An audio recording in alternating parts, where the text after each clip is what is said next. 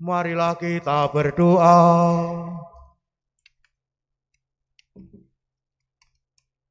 Allah Bapa yang Maha Murah, Engkaulah sumber segala rahmat.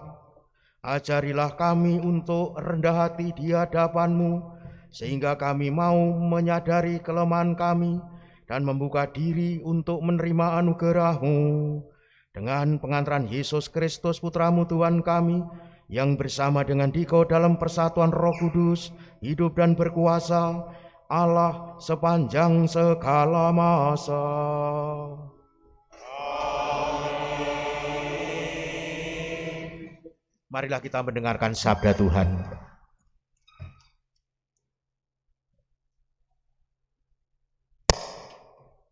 Bacaan dari kitab Putra Sirap. Anakku, lakukanlah pekerjaanmu dengan sopan, maka engkau akan lebih disayangi daripada orang yang ramah tamah. Makin besar engkau, patutlah makin kau rendahkan dirimu, supaya engkau mendapat karunia di hadapan Tuhan. Sebab besarlah kekuasaan Tuhan, dan oleh yang hina-dina ia dihormati. Kemalangan tidak menyembuhkan orang sombong, sebab tumbuhan keburukan berakar di dalam dirinya. Hati yang arif merenungkan Amsal, dan telinga yang pandai mendengar merupakan idaman orang bijak. Demikianlah sabda Tuhan.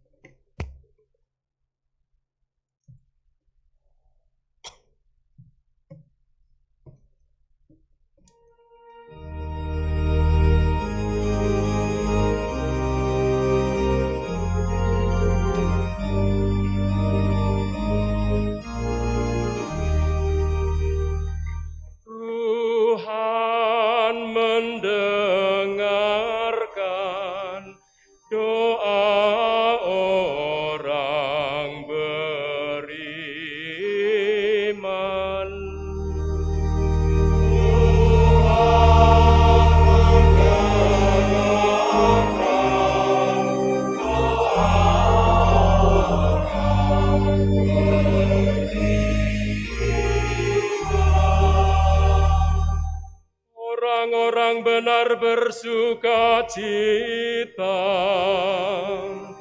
mereka beria-ria di hadapan Allah, bergembira dan bersuka cita. Bernyanyilah bagi Allah, bermazmurlah bagi namanya. Namanya ialah Tuhan, beria-rialah di hadapannya.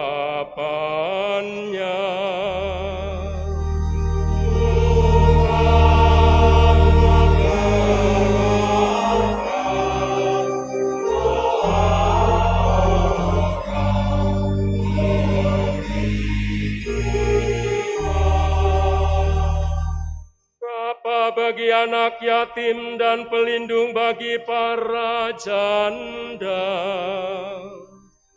Itulah Allah di kediamannya yang kudus. Allah memberi tempat tinggal kepada orang-orang sebatang kara.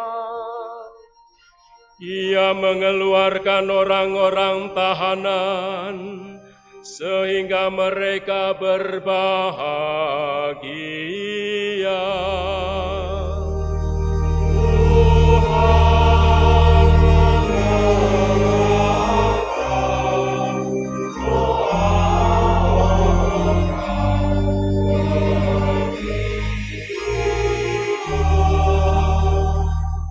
Hujan yang melimpah Engkau siramkan, ya Allah. Tanah milikmu yang gersang Kau pulihkan. sehingga kawanan hewanmu menetap di sana. Dalam kebaikan-Mu ya Allah, Engkau memenuhi kebutuhan orang yang tertindas. Tuhan mendengarkan doa orang beriman.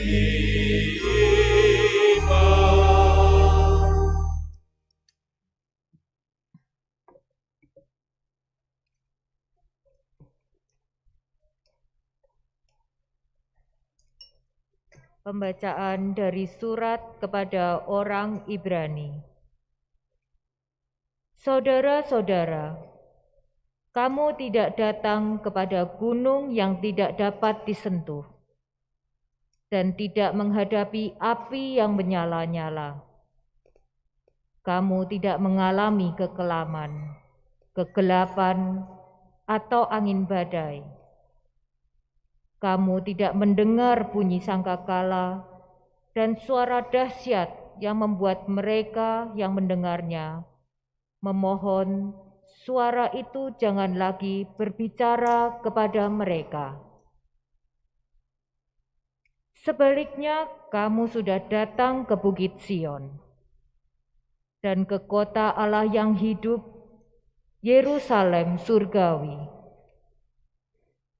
Kamu sudah datang kepada beribu-ribu malaikat, suatu kumpulan yang meriah, dan kepada jemaat anak-anak sulung yang namanya terdaftar di surga. Kamu telah sampai kepada Allah yang menghakimi semua orang, dan kepada roh orang-orang benar yang telah menjadi sempurna. Dan kamu telah datang kepada Yesus, pengantara perjanjian baru. Demikianlah sabda Tuhan.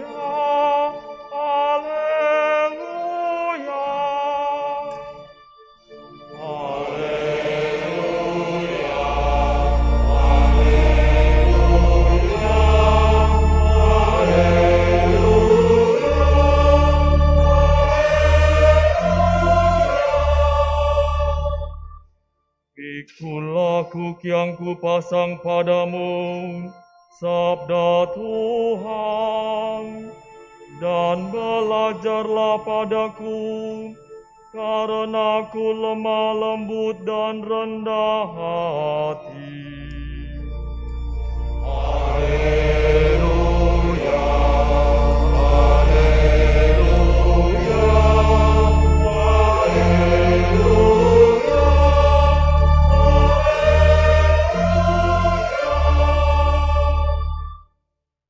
Tuhan bersamamu.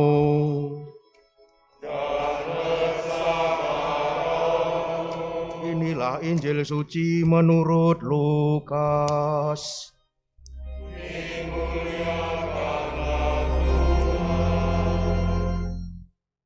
Pada suatu hari Sabat, Yesus datang ke rumah salah seorang pemimpin dari orang-orang Farisi untuk makan di situ.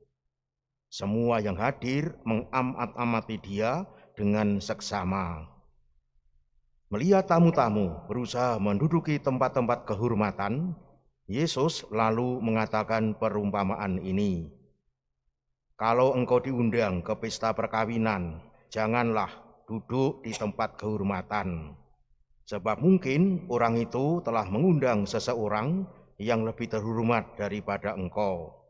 Supaya orang itu yang mengundang engkau dan dia jangan datang dan berkata kepadamu, berikanlah tempat ini kepada orang itu. Lalu dengan malu engkau harus pergi, pindah ke tempat yang paling rendah. Tetapi apabila engkau diundang, duduklah di tempat yang paling rendah.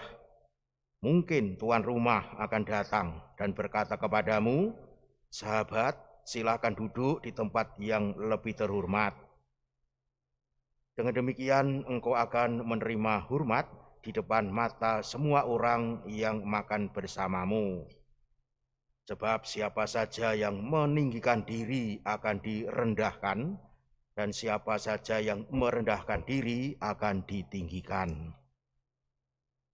Lalu Yesus berkata juga kepada orang yang mengundang dia, apabila engkau mengadakan perjamuan siang atau perjamuan malam, janganlah engkau mengundang sahabat-sahabatmu, saudara-saudaramu, kaum keluargamu, atau tetangga-tetanggamu yang kaya, karena mereka akan membalasnya dengan mengundang engkau pula. Dan dengan demikian engkau mendapat balasnya. Tetapi apabila engkau mengadakan perjamuan, undanglah orang-orang miskin, cacat, lumpuh, dan buta. Engkau akan berbahagia karena mereka tidak mempunyai apa-apa untuk membalas engkau. Sebab engkau akan mendapat balasannya pada hari kebangkitan orang-orang benar. Demikianlah sabda Tuhan. Terpujilah Kristus.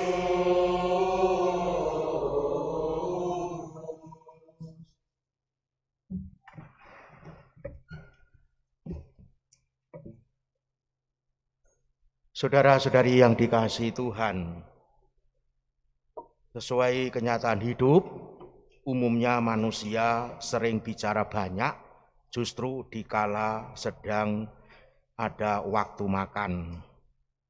Maka jika Yesus menggunakan kesempatan waktu makan untuk bicara, tentunya tidaklah mengherankan. Namun menurut Injil Lukas yang kita dengar hari ini, Yesus mulai bicara kepada yang mengundangnya. Terasa mengherankan. Apa yang mengherankan? Yang mengherankan adalah isi ucapan Yesus. Sebab Yesus nampaknya menegur si pengundangnya tadi dengan berkata, bila engkau mengadakan perjamuan, janganlah mengundang sahabat, keluarga, tetangga kaya, tetapi undanglah orang-orang miskin, cacat, lumpuh, dan buta. Apa maksud ucapan Yesus ini? Apakah ia menghendaki agar para pengikutnya dilarang mengundang ke perjamuan para sahabatnya, keluarganya, ataupun para tetangganya? Sama sekali bukan. Ingat, Yesus sendiri suka diundang makan dengan para sahabatnya. Bahkan ia sendiri mengadakan perjamuan besar bagi para murid pilihannya yang sampai hari ini dikenang oleh gereja di dalam setiap Ekaristi Kudus. Bukankah ini perjamuan yang diadakan oleh Yesus? Ucapan Yesus harus diartikan sesuai pola bicara orang-orang Yahudi, karena Yesus memang dilahirkan di dalam budaya Yahudi yang umumnya ekstrim dalam pola bicara, untuk menandaskan segi kontrasnya. Sebagai contoh kontras itu misalkan, bicara itu baik, tetapi lebih baik jika engkau diam. Itu kan kontras. Artinya bicaramu baik, tapi lebih baik kalau tidak bicara, kan begitu. Saudara-saudara yang terkasih, Yesus sama sekali tidak anti perjamuan yang diadakan untuk bersenang-senang dengan para sahabat dan orang-orang dekatnya. Tapi ia hanya mau mengatakan, daripada sering mengadakan perjamuan untuk orang-orang yang disenangi secara pribadi, entah itu saudara, keluarga, sahabat, atau tetangga, lebih baik mengundang orang-orang miskin, cacat dan sakit agar mereka dapat makan enak-enak. Itu rupanya yang mau ditekan Yesus. Dalam ucapan Yesus ini tercantum dua kelompok manusia, yakni mereka yang biasanya diundang untuk makan bersama, yakni sahabat, saudara, kaum keluarga, atau tetangga yang kaya, atau dalam tanda petik selevel, dan yang sebaiknya diundang untuk makan bersama, yakni orang miskin, orang cacat, orang lumpuh, dan orang buta. Kedua kelompok ini harus dipandang sebagai ilustrasi tentang betapa ekstrimnya cara bicara orang Yahudi yang kontras itu. Makan bersama dengan kelompok pertama berarti sama dengan bersenang-senang dalam arti yang lazim.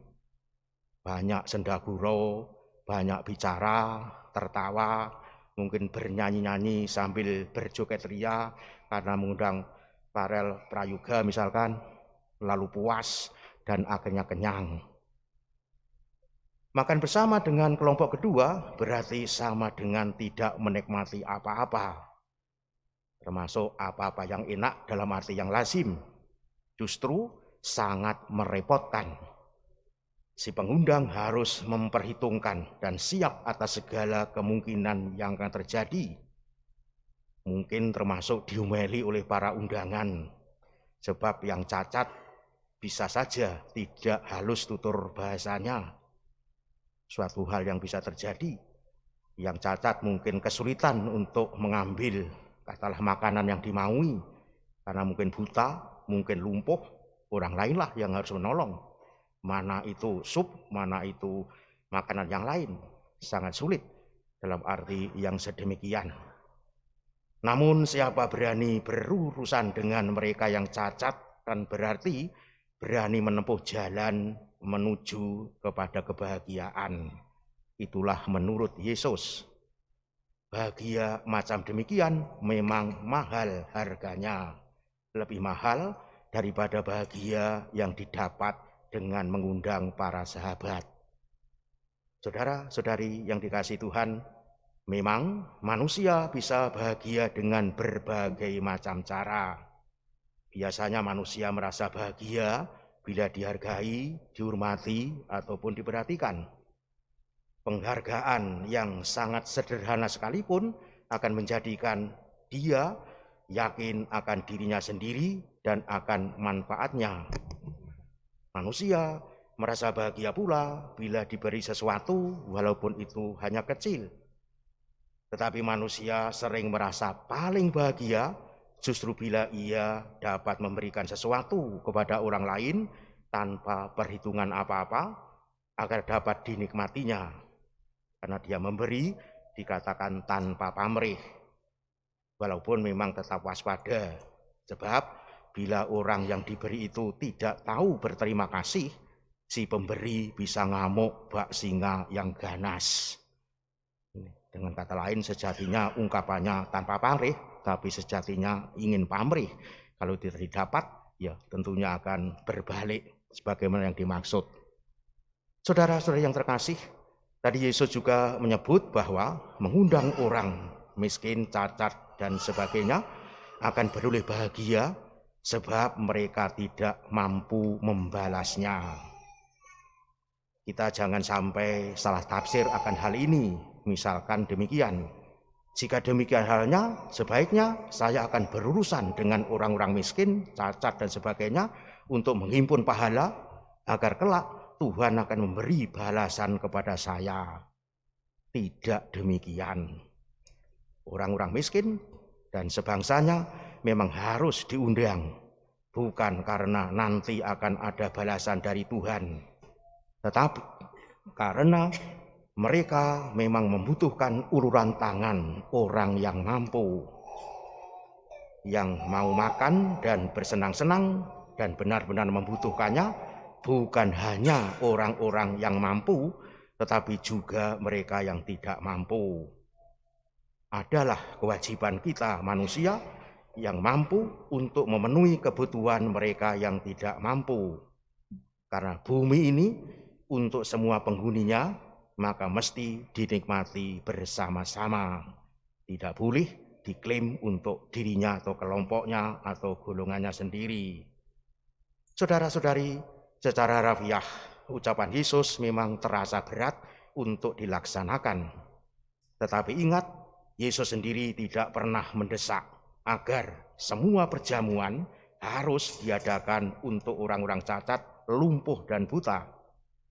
Yesus mau menyadarkan kita manakah yang lebih baik, manakah yang lebih bernilai di mata Allah.